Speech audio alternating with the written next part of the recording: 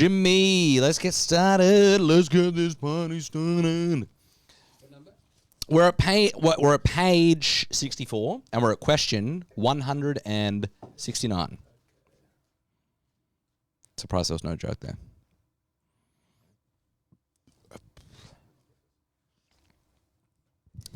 Well, it's great to be here for the Catechast once again, cracking into some UDLs.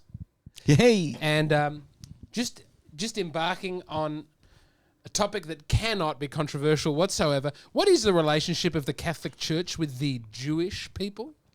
The Catholic Church recognizes a particular link with the Jewish people in the fact that God chose them before all others to receive his word. To the Jewish people belong the sonship, the glory, the covenants, the giving of the law, the worship, the promises, and the patriarchs, and of their race according to their flesh is the Christ. The Jewish faith, unlike other non-Christian religions, is already a response to the revelation of God in the Old Covenant.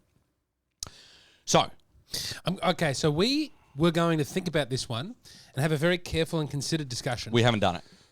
No, we've done none of the work at all. We just took a couple of weeks off, and then I, as a substitute of preparation, I bought some Pina Colada UDLs on the way here. Actually, you bought them.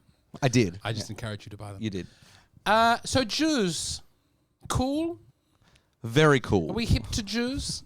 So, yeah, so there's last episode we did, we're in the church now, right? That's where we are. So we talked about one Holy Catholic Apostolic, and then we sort of talked about, like, so what's the relationship of various people to this?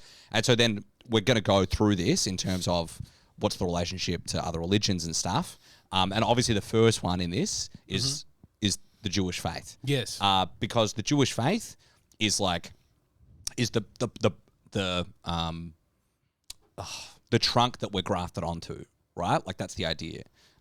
Because they are given, so it says here, like, the Jewish faith, unlike other non-Christian religions, is already a response to the revelation of God in the Old Covenant. So we believe that the Old Covenant is obviously valid, right? That Christ comes and fulfills it. Is obviously valid? Yes. Remains valid?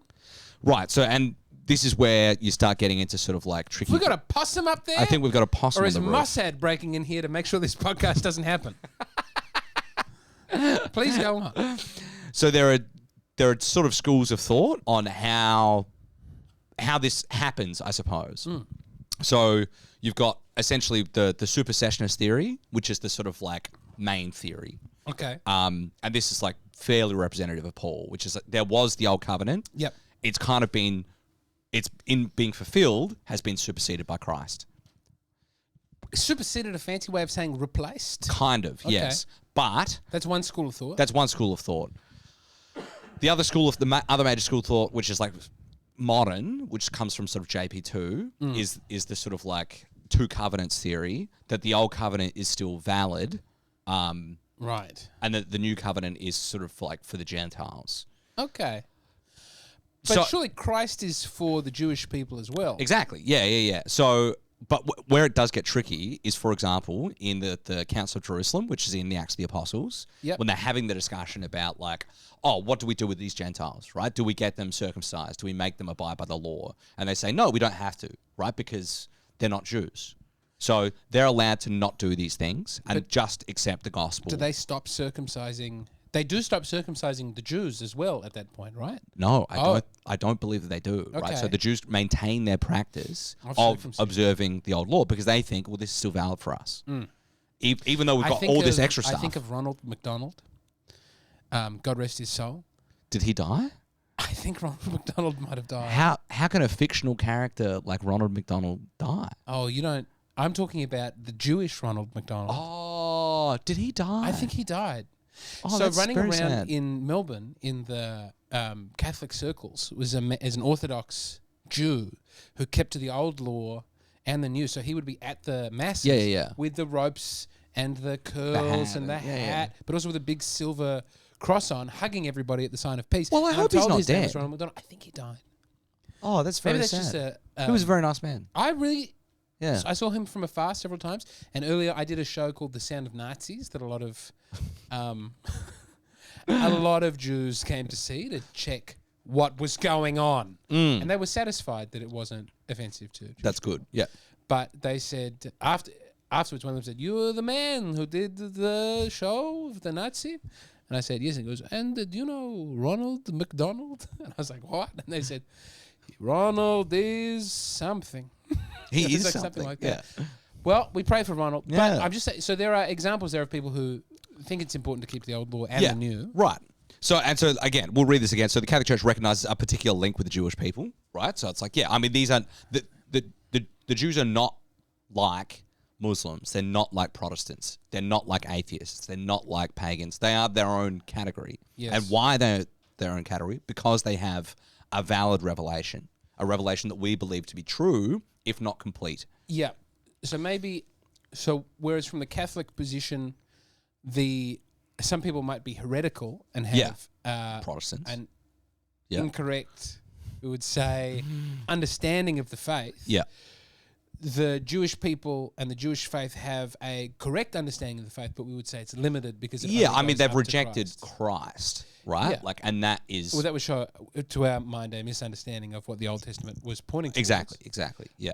But it's not a heresy, right? Because they're kind of rejecting everything from Christ onward, but they still have what came before that, which we still believe to be true. I mean, it's a heresy if we claim that we're the Jews, like Kanye West would do.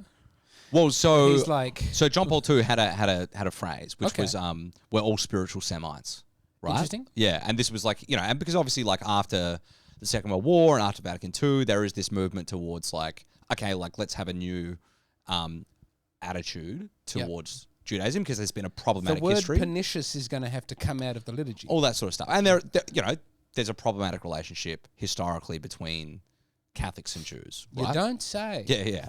So then it's like, okay, well, how do we make this less problematic? And one of those things is like, and I also think it's a good point, right? He's pointing to something which is like, we're grafted onto this branch. Yeah. Right? Like, there is something here and we're not on the same, team sort of thing, but like, we're not enemies. Like there is a Catholic man who is married to a Jewish woman put it to me, though, in the terms of the continued existence of a Jewish faith is a perpetual scandal to Catholicism. Yeah, sure. Yeah. Because it's people who stand apart and refuse to accept the coming of the Messiah. Yeah, and this was like in the first century recognized by Christians, right, as a problem where it's like, this should have been fulfilled, right? Like Christ came for the Jews really quite like purposefully. Came to the Jews and to very few other people. Yeah, exactly. And then like that's extended out to the Gentiles. Yes. Yeah. But like it's clear that Israel should have been the instrument, right, in a more profound way than it was for the evangelization of the world. Instead, Rome is the instrument. Kind of, yeah. Well, I mean, Israel is not a military powerhouse. But to them, to the Jewish people belong all these things, right? Covenants, the giving of the law, the worship, the promises, the patriarchs, and Christ himself. Yeah. Right? So it's like, okay, so what does that mean? The Jewish faith, unlike other non-Christian religions, is already a response to the revelation of God in the Old Covenant. So, I mean, there's not really much more to say, I don't think. Like, it's, like, there is, and if people wanted us to, we could elaborate more on If you join that thing where you pay money, you can see us talk a lot more. We could probably do an episode on the history of the Jews and the Catholic faith or something like that. But, like, I mean, I think the big ones, so the ones that are brought up the most are things like, blood libel. Well, the Spanish expulsion or the Inquisition, the Spanish Inquisition. But again, like that's condemned by the Pope. That's an instrument of the state.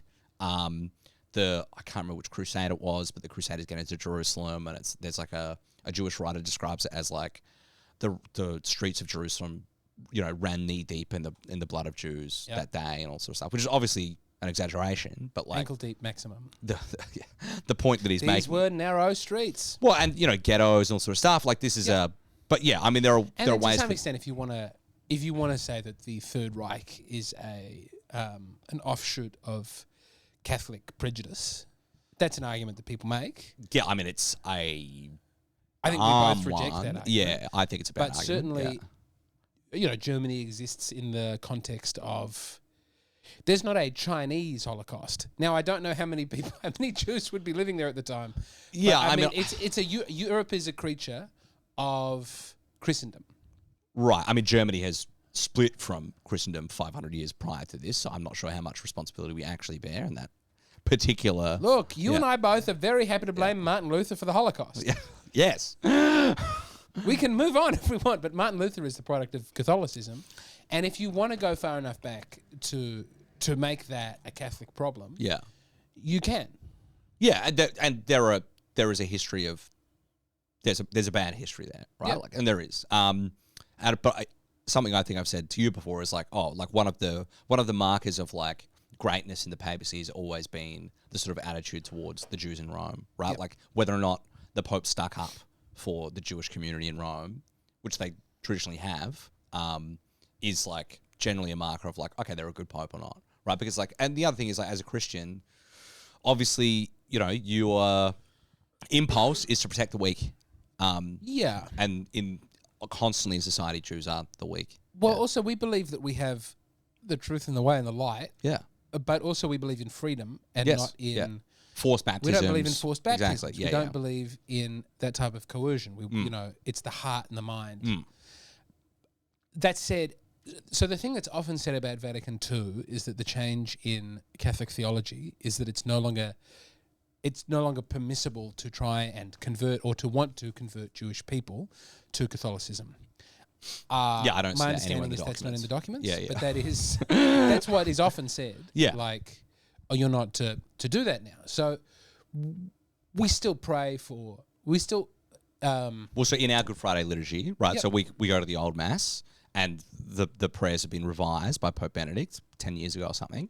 But we still do pray for the conversion of the Jews, right? Like as we pray for the conversion of the whole world, and we don't exclude the Jews from that because that would also be patronizing to say like, oh, we're going to pray for everyone else but you. Like is kind of a meaner thing to do than to pray for your conversion, because it's like, oh, we believe everybody else is capable of salvation, but maybe not you. Like, I mean, what are you actually asking for here? Do you want us to see them as like not able to be saved? Like, of course not. I bet you have fun getting into that with lefties. Accusing them of being... That is always fun, of going, you're the real anti-Semite. Well, no. It's the whole thing of like... Well, like people in the Labour Party when they're lefties go, Palestine They sort of go, this is, it's disgusting. That, like, that's patronising to pray for people or whatever. And that's a sort of like common response because people don't like charity or pity. But I mean, like, I think it was Hitchens even. It might not have been Hitchens, but I remember reading this argument somewhere by one of these famous atheists who sort of said, oh, I understand, like, if a Christian's praying for me, they're actually doing something nice on their conditions, right? Like, if I accept that they do believe these things, then for them to say that they're praying for me is actually a kind of, that's them trying to be nice, even though I find it offensive, right? They're trying to be nice. That sounds like a very Hitchensy... Yeah. Yeah. I welcome the prayers of all these people who are trying to save me from my cancer. Obviously, I wish it was real and it could help me. Well, I don't think he would have ever said that. But anyway, so speaking of Martin Luther and all of his errors, let's move on to the next question. Fine. 170. What is the bond that exists between the Catholic Church and non-Christian religions? There is a bond between all peoples, which comes especially from the common origin and end of the entire human race. That's a real snarky way of starting that, isn't it? There is a bond. So particularly... What's that bond? Well, everybody's united in a certain but also sense. look at the Jewish one is, we recognize a particular link. What about the other ones? There's a bond. There's a bond. It's like Trump, hold on. Is that your Bible? It's a Bible. There's a bond. The Catholic Church recognizes that whatever is good or true in other religions comes from God and is a reflection of his truth. As such, it can prepare for the acceptance of the gospel and act as a stimulus towards the unity of humanity in the Church of Christ. So this is non-Christian religions. And this, again, garnered a lot of controversy when the Church said this at Vatican II, sort of like seemingly for the first time, where it's like, okay, well, if there's anything good in Buddhism, like, it's obviously come from God. Yep. This is actually not controversial, I don't think. I don't think that's at all controversial. Because it's like, well, if there's anything good, it's clearly something that God gave us. Well, if we're saying everything good comes from God. Yeah. And that... Now, we're not saying what those goods are, because they might be very few, right? Like, it might say, well... No, but even as the devil worshippers come together to murder the innocent, you know, they're still coming together and enjoy whatever. They're enjoying the feast community on the blood of the innocent. But the good of that community comes from God. Mm. Yes, in a deranged way it does, yeah. Well, the number of caveats on these ones is, I understand that in an earlier time the Catechism might have read something like, fuck these people. They're all going to hell. Well, no, I don't think it would have. No? No, I mean, I think like, It's been pretty closer consistent. to that than we are today. This is very soft. Well, no. Well, it is soft, right? Yeah. But there's a reason that it's soft. Gently. Because so for example, we're now in a globalized, unified, interconnected world, right? So we sort of know what's going on in Africa or Cambodia. We could Google it and find out, right? If you're in 14th century England and somebody's talking about China or India or something, you don't really know. You've got no comprehension of this, and there's no way for you to find out. Prester John, when will you come to our aid? So then it's speculation, right? And it's like, okay, well, what if these people have... And then you rock up to this alien culture and you see all this weird, bizarre stuff. Yeah. But there's some stuff there to like. There's some stuff there that's good. And you can sort of go, okay, well, this obviously, like, these are people tapping into something good here. Right, so when the Jesuits go to China and they go, well, here's what's good in Confucianism. You have a filial piety, we have a filial piety. And where does that come from? It comes from our origin and from our end. Piety. Yeah, it comes from God, which is our origin, and God who is our end. So that's the bond. But also, every culture would have some expression of, otherwise it will collapse very quickly, of, like, the truth, right? In the sense that, like, okay, well, yeah, there's a sense of, like, respect for parents, which is like, I know, part of the commandments or something like that, right? Like, and so we say, okay, well, those things that are true in those religions, they're good. And they come from God. And we can work with those things. We can get our hooks in, so to speak, and build on that stuff. And tell people to hold on to those things as especially given to them by God. So when JP2 comes and gives his series of addresses in there, he gives a homily in the Outback. I think it's at Alice. Yeah. And he says to the Aboriginal people, hold on to your culture. Yeah. Hold on to your traditions. Yeah. Your traditions are important. Mm-hmm. Now, the good news is important to you as well. Catholicism is important. And that is the main, that's the biggest. But within that, your traditions are valid. Totally. Your language, your rights, all these sorts of things. But they need to be Christianized, obviously, in the face of the truth. They need to be purified. But that doesn't mean they need to be abandoned. Right? Well, because that is colonialism. That's imperialism. Yes. And we're not actually cool with that. Some of them might have to be. You know, if you're mutilating people, that might have to go. Well, so the classic example is like, you rock up in South America and they're like sacrificing virgins so the sun will rise. You know, and it's like, okay, well this has to go, right? This cannot be Christianized. But the hat that you're wearing while you do it looks great. Keep it. Yeah. We love the hat. Yeah. We have cool hats too. Well, you know, you have a language, you have a society which is structured in a certain way. The church should respect it because that subsidiarity is the other thing. It's like, okay, well, you've got your way of doing things, we've got our way of doing things. What you can't do is break the moral law. So those things need to stop. But outside of that, it's sort of like, okay, well, let's see what we can work with here. I love the English one when is it called Sutti? What do they call it? The wife burning in India. Oh, do you know this line? Yeah, I don't know this line. Yeah. Oh, the Indians, they go, you're absolutely not burning the wives anymore. Yeah. And they're like, but our culture is to burn our wives. Right. And the English are like, well, our culture is to not let people burn their wives anymore. I think it's like one particular like Victorian, right? Like eminent Victorian who comes and goes, my goodness me, well, my culture is to stop you from doing that sort of shenanigans. That's quite good. The Jacob Rees-Mogg of his day. All right, well, look, I'm happy with that. But, Jack, what is the meaning of the affirmation, outside the church there is no salvation?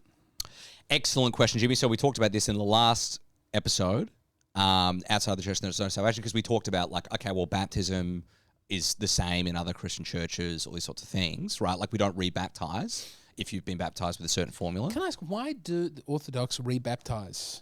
Well, yeah, because they would have a fairly rigid view of this particular point. Oh. Yeah. So this means that all salvation comes from Christ, the head, through the church, which is his body. Yep. Hence, they cannot be saved who, knowing the church as founded by Christ and necessary for salvation, would refuse to enter her or remain in her. At the same time, thanks to Christ and to his church, those who, through no fault of their own, do not know the gospel of Christ and his church, but sincerely seek God and, moved by grace, try to do his will as it is known through the dictates of conscience, can attain eternal salvation.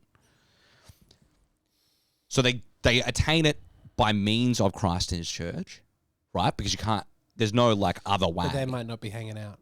Right, because if that's not their fault. Let's take it as the 14th century. Which it's harder to do this when it's like an interconnected, globalized world. No, there are like people off the coast of Mauritius who are in one of those tribes where they'll chuck a spear through your face. Right. So let's say you're in an isolated tribe. There's no contact with the outside world, all these sorts of things, right? Like, okay, if you're listening to the dictates of your conscience and you're a righteous pagan, is the sort of like terminology that Aquinas would use, or Aristotle. And we would look at Aristotle and Socrates perhaps as righteous pagans, for example. Then, okay, well, through no fault of your own, you haven't had the chance to hear the gospel preached to you. So if you are a good person within the bounds of your culture and you're not transgressing the moral law, which we believe you can know through reason, then it's possible that you might be saved. Right. By means of Christ and His church. This is, to what extent, and then this is a very, everyone can have the interpretation of this that meets their own sense of satisfaction. Mm-hmm. But say you've got someone who's raised a Catholic. Yep. And with some uncharismatic priests. Sure. And let's give like the worst possible scenario. One of those boring, uncharismatic priests abuses them. Well, that's gentler language than I was going to use. Yeah. Anyway, how can that person through that, they're so like psychologically damaged by the church and what it is. And we know like a lot of, just everyone you meet who's been to a Catholic school will just about have some version of, I know what that is and that's terrible. Sure. And they seem to be, they're acting on relatively good faith. The thing that they've encountered has repulsed them. Yeah. And that's their conception of what the church is. And that's the thing that they reject. And we might say, well, I don't believe in the God you don't believe in and all that stuff. But that's someone who maybe at different points in their life, there'll be an opportunity to reappraise that take. Yeah. But not talking about just someone in the jungle who doesn't meet it, but maybe that might stand true for someone living in, modern Western society who's had a lot to do with the church and has been really turned off by it. And to what extent can they be held culpable? So I think this is the general principle that we've described, right? So, and to draw it down to a particular, so one particular would be, 14th century China, rural China or something, right? There's no contact with the West. There's no contact with Christianity. Yep. And you're a good Confucian, all these sorts, and maybe you're very righteous, and maybe prompted by God's grace, you believe in one God. You don't know Jesus necessarily, but you die. You're doing your best. You're doing your best, and you die, and it's like, well, God's going to look mercifully on you because we believe in a merciful God, right? And we don't know, like, He's not out to trick you. It's not for us to presume that person is saved, but we're just saying it's possible that person might be saved, right? Because Christ has died for all we just humanity. Say God is merciful and just, and whatever's happening there is the right thing. And if that person is saved, they're saved by the merits of Christ on the cross. But Steve, who went to Mercedes College and graduated 2010 and now goes all that hocus pocus, seems silly to me. So I think, so that, and this is totally a opinion on my behalf. Okay. Right? And I want to be very clear about that. This is not like some... You're not teaching ex cathedra? I'm absolutely not teaching. This is not in the book. And obviously because I've had a lot of time to think about this as well, because I'm like a revert, right? I was raised Catholic, lapsed, came back. It is incumbent upon you to seek the truth, right? Like that's everybody's responsibility. You must know what is true, good, and beautiful, and you must seek it and you must do it. Yeah. And so for somebody who's like, I've been sexually abused by a priest and I can't go back to the Catholic Church, but like, I don't know, maybe you're doing something good in other ways, you're really, really trying, and it's just like, it's too hard psychologically. Like, I believe maybe the mercy of God might work there. But if you're just like, I went to a Catholic school, man, and it was so gay, and they're just like, they just talked about the Bible, and so stupid. And it's like, and you're 37, and you're still saying this shit. Your life is like doing a bit of coke on the weekends and you're playing video games and jerking off. I don't have time for that, man. Like, are you serious? I don't think that you've got a good chance, right? Like, it's not for me to judge. I'm not the one that gets to make the call. But I'm saying, if I were to look you in the eye, sit down with a beer, I'd be like, I think your soul's in danger, bro. You would say that. I would. That's why people... There's a surprisingly large number of people, actually, who are willing to sit down with you for a beer, given that that's not... You walk around town with Jack on Rundle Street. Jack, hey, you going to come to a quiz night? You want to hang out? And then you sit down with him. He's going, I fear for you. I do, right? Yeah, Because it's like you have a responsibility, and you know. And the other thing is like, I was by a talking certain today. age, you should know, right? You should have done the research yourself. Like you went to school, you're educated, you live in one of the wealthiest 21st century societies. You got the whole world at your fingertips and your phone. Well, there are people who don't want to. You're not googling what the truth might be, bro. Like, are you kidding me? Any of the big questions posed, let alone answered. Yeah, exactly. But that's cowardice, right? And that's their fault. That's nobody else's fault. There comes a certain point where you stop going, it can't be somebody else's fault now. Okay, yeah, you went to a bad school and they didn't teach you the faith properly. That's on them. But if you're 20 years out of that school and you're still just going, oh, Catholicism's gay, and you've never done any further research into it, man. Yeah, but I haven't looked quite enough into Islam. Sure, I mean, but okay, but like you wouldn't it be great if? But you responded to an impulse to research the truth. I get this beard. Yeah, I did. Yeah, you were like, oh, I want to know what the good life is. I want to know. I want to lead my life well. I don't want to just go along. Yeah, but I chose to do an arts degree, and some of that might have been, like when a person signs up to do a liberal arts degree, what they're sort of saying is like, I accept that I will not have a lot of money or necessarily a job in the future, but I'm going to try and improve my soul. This is basically what. Yeah. For whatever else and whatever field order myself towards something. I'm going to do some work on me, right? So that I'll grant that's important to me, but that's not something that. And I mean, Aquinas talks about this. This is one of the very few things I can say because it's near the start that Aquinas writes about. But like, yeah, there are maybe through lack of inclination, maybe through being very busy or having demands on their time, that not everybody develops a curiosity to that end. I mean, Socrates. I mean, we're basically saying you're asking people to be a philosopher, to love knowledge. And when Plato talks about, he's like, I know 3 philosophers and they're all crazy. This guy got hit on the head. That guy was oxygen deprived. Like, there are weird things that turn people into somebody who but it's also not like, oh, you have to have some like intellectual, like, you don't have to be Aquinas to know the truth, right? Like everybody's ordered towards it. Everybody is created for it, and like everybody, like everybody's got an opinion on what's going on in the news or what's going on in the football or something like that, right? People have the time. They do have curiosity. Often, I had this big chat with a. I think people have chosen to deaden themselves. Yeah, and they have chosen that, and it has terrible repercussions. Yes, like that it catches up with you, and you've but like that's not like you can't. At some point, that stops being the fault of the teachers you had at your Catholic school, and it starts being your fault. Certainly, the consequences are going to haunt you. They're not going to haunt. Absolutely, they are. Yeah, it's going to haunt you in your life as well as in the next. Yeah, it's important to. That's why I'm much more comfortable sitting down with somebody who's like an ideologue, right? Like some like. Well, they've thought about it. Like 23-year-old student who's just come out of like gender studies and they're like really believe in trans stuff or whatever, and you're like, and they've got conviction, they believe something, and they're looking for it, right? And it's like you can deal with that person. You can be like, great, like you've got an argument I can unpack. You've got an argument I can have with you. Like you believe something. You're not just some brain dead like drone going through your life. I always want to be careful about calling people brain dead drones because it's so makes me feel so good. Well, if somebody is listening to this and they're hearing it and they're offended by it, like, and they've made it like 18 episodes in or whatever. If you made it this far, it's not you. Yeah. Baby. Well, exactly. Well, I hope it's not. Or maybe it is you. Maybe this is the first time you're thinking, holy shit, I've got to do something for myself. And it's like, yeah, you do, man. You got a responsibility to yourself as well as to God and the world. And this isn't like, I mean, this is the stuff Jordan Peterson goes around and says. Everybody's like, whoa. And it's like, yeah. Obviously. Well, there's nothing, we live in a society that's not saying anything to encourage people.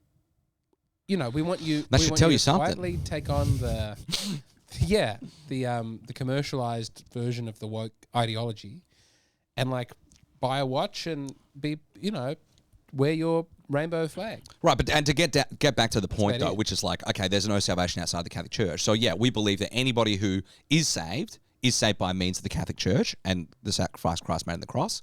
That's far more likely to happen if you're within the visible bounds of the church, obviously, because then you have access to the sacraments, you have access to good teaching that will lead you in the correct way. Oh, do not tempt the Lord thy God. Like, do not test. Sorry. We do not exclude the possibility that there would be people maybe outside of the visible boundaries of that thing that could be saved by a merciful God. We're not lingering on it.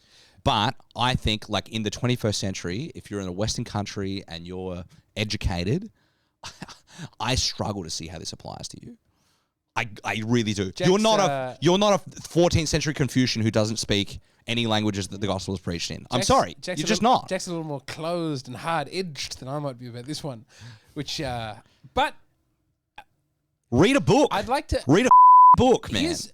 Here's what I think we're in distinction with here, is like that. Like, if you're on the way, that's fine. But if you're just like, dude, no, but you know those Pentecostal Christianity's so lame. What's Christianity ever done? Oh, have you ever been to a hospital? Have you ever been to a school? Idiot. We've done some good things too. That's good. Yeah, that can be clipped up. That was a strong one. I just wanted to, like, you know, those evangelical pastors who'll have like a church that's got like 26 people, and you know, like the God bless Izzy him. Folau thing, the Margaret Court thing. Yeah.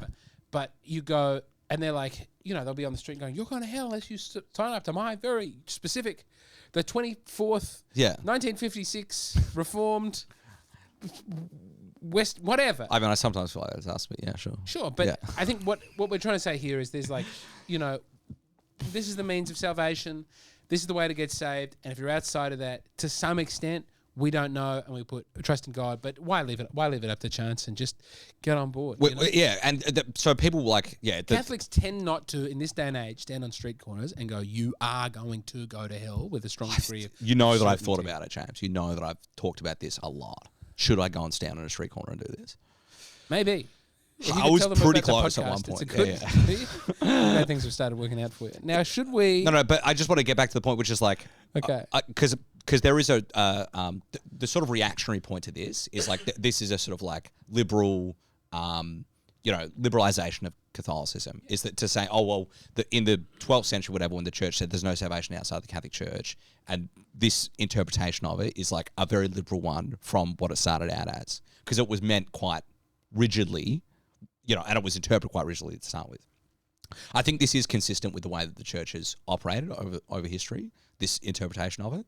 And I think that like I've been saying, like there is a way to sort of be both embracing this interpretation while also keeping the fact that like Christ did leave a visible church with visible structures that you can join very easily. Yeah. And if you refuse to do it because you don't want to, that's actually on you. Yeah. And I think that this probably does not apply to you. Why would he die? Why would he? If you have rejected it, get all the bros together. Why would he leave us a book? If you've consciously rejected it, why would he inspire people to leave us a book? So I keep burping because of this. Let's just read it again. I think that I wanted to push you on to the next one, which I think is interesting. No, I know, but I just want to read this part again. So it's like, hence they cannot be saved who, knowing the church as founded by Christ and necessary for salvation, that's anybody who's ever heard a Catholic speak ever, would refuse to enter her or remain in her. So that's everybody who's lapsed. Mm-hmm. At the same time, thanks to Christ and to his church, those who through no fault of their own do not know the gospel of Christ and his church, but sincerely seek God and moved by grace try to do his will, as is known through the dictates of conscience, can attain eternal salvation. I don't see how this applies to somebody who went to a Catholic school and just went, pretty gay. Jack, sometimes it's so gay. I don't care. I know. I went through it myself, right? Yeah, but like I'm criticizing me I'm here. saying you're 18 and a half. You go, man, that's gay. I don't want to think about that anymore. You step outside of school on the last day. Yeah, you go do some coke and you go and sleep with a chick and it's really great. Out of school, you get hit by a bus. You're dead. That's it. You're out. Your last thought is that was gay. I don't think I'll have much more to do with that. I don't again, it's not for me to apply that, but I would let me give it a go. Let me put myself in the judgment seat, God, here. And just go, okay, well, maybe that is not their fault, right? If they have not met a convincing... But sometimes it's very clear when it is a person's fault, and you go, you're deliberately uncurious and self-satisfied. Yes. And that's most people, James, is all I want to say. I just think, in my experience, that's most people. I think we disagree as to whether that was most people or some people. I think I'm a little It's most people who, when they find out I'm an ex-seminarian, want to have a chat to me about what they think about religion, and you just go, blow my brains out right now. This is the worst conversation I've ever had, and I'm having it for the 1400th time. Like, it's we ridiculous. We all have a cross to carry, Jack. We all have a cross to carry. We must carry that cross joyfully. Ugh. I mean, you want to try? I'd take that over. Tell us a joke. Any day, I'd take. Why were you a churchy seminarian loser? Make me laugh. Just have a good joke on hand. How about I do? I have a couple, but the worst is when people go, I got a joke for you. You can use. I got a joke for you. You can use. These 4 Italian guys are raping a woman to death, and you go, my goodness, sir. What's the punchline? That's a good one. As bad as the setup is, I absolutely can't say. Why must the church proclaim the gospel to the whole world? So, as a follow-up to the last question, the church must do so because Christ has given the command, go therefore and make disciples of all nations, baptizing them in the name of the Father, the Son, and the Holy Spirit. This missionary mandate of the Lord has its origin in the eternal love of God, who has sent his Son and the Holy Spirit because he desires all men to be saved and to come to knowledge of the truth. Because I told you. Let's just do the next question as well. All right. Yeah. In what sense is the church missionary? The church, guided by the Holy Spirit, continues the mission of Christ himself in the course of history. Christians must, therefore, proclaim to everyone the good news born by Christ, and following his path, they must be ready for self-sacrifice, even unto martyrdom. So maybe it doesn't matter if people hear about this. Also, do it until you die. No, but that's not the I'm point. just It's not saying that it doesn't matter, because it obviously matters. It matters to the point where you have to die for it, or you have to be willing to die for it. No, again, you're starting from principles, right? Which is like, okay, God loves us. God sent his only son to die on the cross for us. That son established a visible church on earth with successes and clear teaching and sacraments to help us. And it's like, and people go, oh, well, wasn't the best thing then to just be like, just not tell anyone because then like you got a better chance of being saved? It's like, no. Clearly, otherwise he wouldn't have established the church. Like, you're some sort of Christian. You're not Catholic, right? Like, Christ has established a community of people because we're meant to be in a community, a family, the family of God to enter into, to participate in, to get grace from, to, like, have clear teaching on, all this sort of stuff. Like of course, then, it's incumbent upon us to tell people about it. And if we don't, then there's a greater chance they will not make it. And that's like, well, we have to love them. We have to love them by telling them. I mean, I see no problem with that. Because again, like if you're thinking about like Aztec stuff, where it's like, okay, well they've got their cultures and blah blah, but their culture is like to brutally murder a virgin every day. Yeah, but we know where that island is off Mauritius, where that even like that prot guy went on a little canoe and they killed him. Are they the Sentinelese? Yeah. It's from the Sentinel Island. Yeah. But why aren't we getting into the Sentinelese? Why hasn't the church? That's something to do on our summer holidays. Yeah. All the money from the locals account this week will go towards us having a mission to the Sentinelese communities. I'd go, man. No, you're not suicidal anymore. You're not as suicidal anymore. Not seeking martyrdom. Yeah. I mean, martyrdom will find me. People are like, you could give them disease. The Sentinelese communities. I got more of that rap that can carry on after this episode's finished. All right, I think we could probably even wrap up. Nah, because the next bit's all about the... Okay, yeah, maybe it's too much. The next bit's together. Well, we're going to leave it there. I'm sorry I popped off about that. You know, I hope it was fun for you. I'm sorry if you're offended because you're a lazy, masturbating, drug-dealing piece of shit. If you are and you want to know... And you want to like know the gospel, maybe read your phone or something, like Google the Catechism of the Catholic Church. Who are you talking to now? We're like I don't know. 19 episodes in. They've done it. Whoever that is, you should just be saying thank you and well done. You've made it this far through my judgment. I appreciate it. Not a lot of people have. I think you underestimate how gay some of the church can be. That was your word, not mine. I didn't bring that up. I think I agree with you, but I just think like... Yeah, like I went through it. I went through all the terrible shit. Yeah. Like, and I'm not a smart guy. I'm not a good person. Sure, but you've got, I mean, you're displaying that older person's tendency there of being like, well, I bought my house. I worked hard. I put the money away. No, I mean, bullshit. has the gifts you have. You can intellectualize things. You No, I didn't have this when I came to the faith. Right, the faith has given me these things. You had a specific brain. I don't think I really did. I think this is something that comes through virtue, right? Like it comes through practice. You can grow in that, but there are people who are on this path along with you who aren't doing. No, but I also know people who are not intellectually gifted who found their way to the truth. And so, what's your excuse? Mm-hmm. Like, not you, but like, like because it's not just the truth. It's like, is it good? Right? Like, is this? Are you living a good life? And somebody who's like whacking off all the time, or like just playing video games. And whacking off is getting the fair whacking. I just think. Well, because it's a real problem. Masturbatory. Yeah, I know, but there are other sins too. Yeah, just being a degenerate, right? Like, sure. Masturbating. No, look, jerking off. No, well, look, jerking off, spanking the monkey, whacking off, masturbating. I assume that most of our audience is men, right? We don't know, right? But I'm assuming that our audience, probably because we're both men and we're pretty good, But I'm assuming there's not it's probably killed.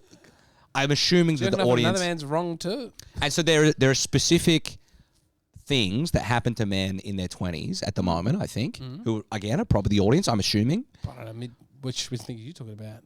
Well, it's like, okay, well, like they're probably, becoming a little disenfranchised with the masturbating. They're probably playing video games a lot, right? Sure. Like more than they should. Read a book instead, right? Like educate yourself. Do something else. Actually, video games are a form of art and it's a bigger industry than books and movies combined. I'm not saying there's anything morally wrong with playing video games, right? If you want to play video games, play video games. I'm just saying, like, if you're doing that in your mid-20s Sam. and you're not doing anything else, like, make an effort. Sam's fiance inside playing the Harry Potter game. Sam's like, it's sick. It's fundamentally sick and wrong. I want to play that game. It looks good. I like playing video games. I want to be a trans witch. Not in the game. Ladies and gentlemen, thank you so much for joining us. We'll be back soon. All right. Ciao.